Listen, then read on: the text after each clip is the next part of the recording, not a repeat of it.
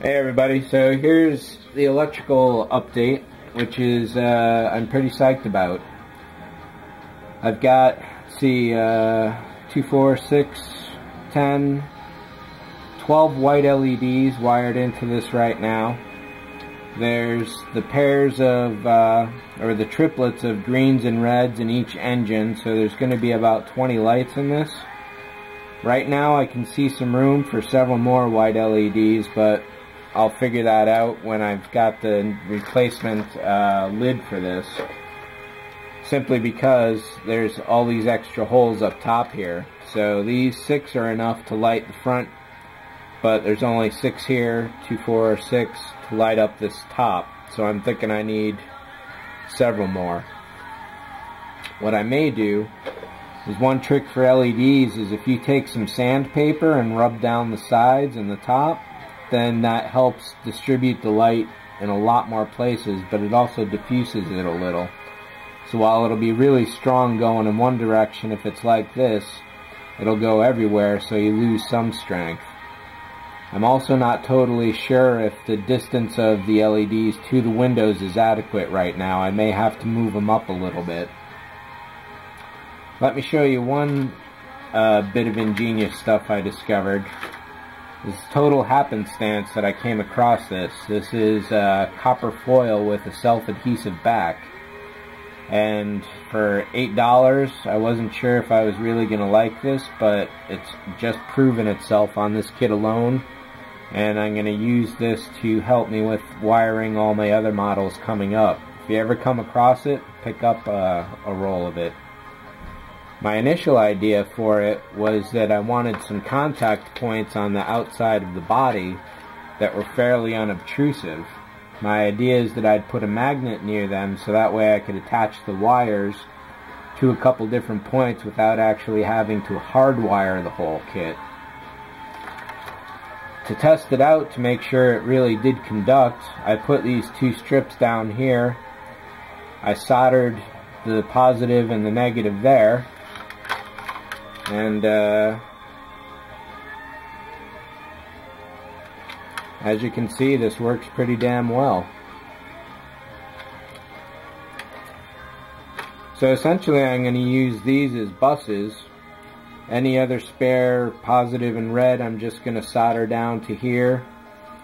Then I will take a couple wires, have them lead to wherever I'm going to have the outputs. I still haven't decided on that yet. Maybe I'll do the windows up front and have the contact patches and back on the outside, in which case these would have to go through a little bit of the body, but it will be minimal.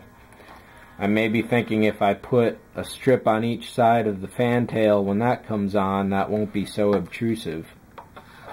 We'll see about that when I get to it though. So yeah, right now let's power up the reds and greens as well and have everything going and make sure that all my math is working on the milliamps. So there's 2 basic, yeah, that's not working.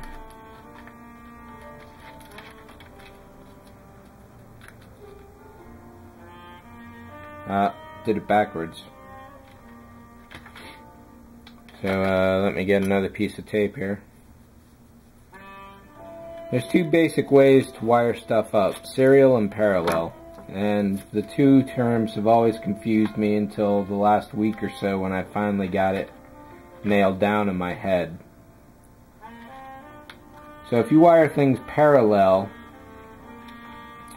you've got a negative and a positive running to the power source. So in this case, you've got your positive here, your negative here. The negative for each of these, essentially, even though it runs to this one wire, runs to the negative bus, and all these positives run here. So if I didn't have this single connector, there'd be 12 different wires all lined up on each one of these.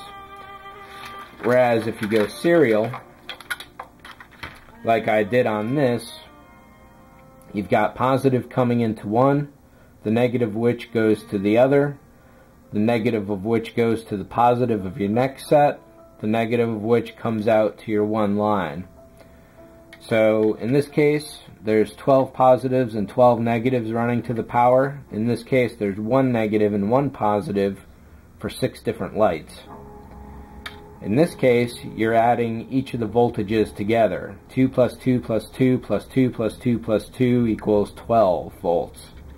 Each one of these has a resistor on it that will balance out for a 12 volt. So each of these little bits of yellow heat shrink there hide a resistor. And do I have a single one laying around? Yes, here we go. So in here is a resistor that's appropriate to a 12 volt power supply. I can't tell you what the rating of the resistor is because I do not know that mathematics. I got these with the LEDs specifically for 12 volt power. So I wish I could be more informative on that. Resistors are rated in ohms. They go from, like, say 400 ohms up to 20K and everywhere in between. You could put a different resistor on this one and get a different light yield from it. So even though this is balanced for maximum light, you put one that's too powerful for it and that will dim the light. Put one too weak and you'll get extra light out of it.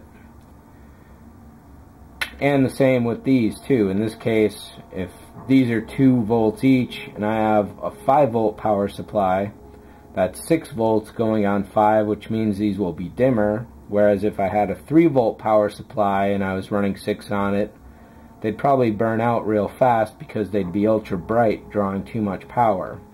So it's all a balancing act with this kind of stuff.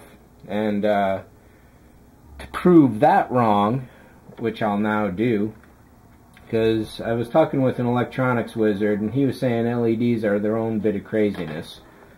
And while each of these resistors is rated for a 12 volt power supply, and these are really bright, 13,000 millicandles or so, it's currently running off a 6 volt power supply. So these should be half as bright as they are, but nevertheless they're fully as bright as they are. However, if I put each one of these without a resistor onto this power supply, they'd instantly smoke. So that's the way that goes. But what I was about to do was to try and light up all these guys.